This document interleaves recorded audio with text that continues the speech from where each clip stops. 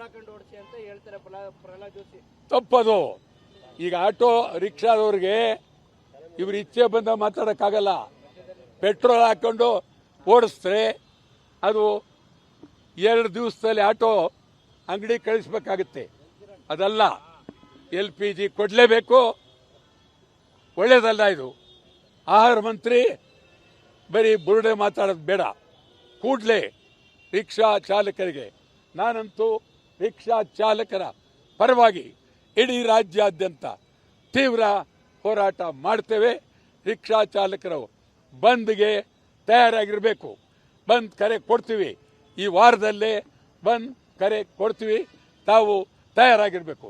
ಸರ್ಕಾರ ಕೂಡಲೇ ನೀವು ರಿಕ್ಷಾ ಬಗ್ಗೆ, ಹೋಟೆಲ್ ಬಗ್ಗೆ, ಗ್ಯಾಸ್ ಬಗ್ಗೆ, ಸಿಲಿಂಡರ್ ಬಗ್ಗೆ ನೀವು ಮಾತಾಡಲಿಲ್ಲ ಅಂತಂದರೆ, ಸಹಾಯ ಮಾಡಲಿಲ್ಲ ಅಂತಂದರೆ ಕರ್ನಾಟಕ ಸರ್ಕಾರ ಮತ್ತು ಕೇಂದ್ರ ಸರ್ಕಾರ ಸೇರಿ ಕರ್ನಾಟಕ ಬಂದ್ ಕೊಡ್ತೀವಿ.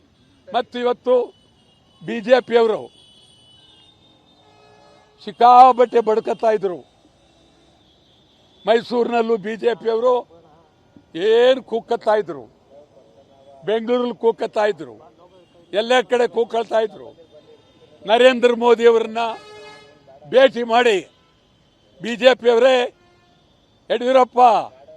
ಯಡಿಯೂರಪ್ಪ ಕಿವಿ ಕೇಳುತ್ತಾ, ಯಡಿಯೂರಪ್ಪ ಪ್ರಧಾನಮಂತ್ರಿಯವರನ್ನು ಭೇಟಿ ಮಾಡಿ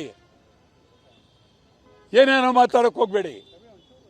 ಪ್ರಧಾನಮಂತ್ರಿಯವರನ್ನ ಭೇಟಿ ಮಾಡಿ ನೀವು LPG ಗ್ಯಾಸ್ ಸಿಲಿಂಡರ್ ಕೊಡಬೇಕು ಅಂತ ಹೇಳಿ BJPಯವರು ಒತ್ತಾಯ ಮಾಡಿ, ಇಲ್ಲ ಪಾರ್ಲಿಮೆಂಟ್ ಸದಸ್ಯರು BJPಯವರು ಆಗ್ಬೋದು, ಕಾಂಗ್ರೆಸ್ನವರು ಆಗ್ಬೋದು, ಎಲ್ಲ ಪಾರ್ಲಿಮೆಂಟ್ ಸದಸ್ಯರು ನಿಮಗೆ ಗೌರವ ಇದ್ದರೆ, ಮನಮರ್ಯಾದೆ ಇದ್ದರೆ ಕೂಡಲೇ ರಾಜೀನಾಮೆ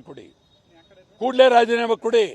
ಜನ ಕಣ್ಣೀರು ಕಂಗಾಲಾಗಿದ್ದಾರೆ, ನೋವಿನಲ್ಲಿದ್ದಾರೆ.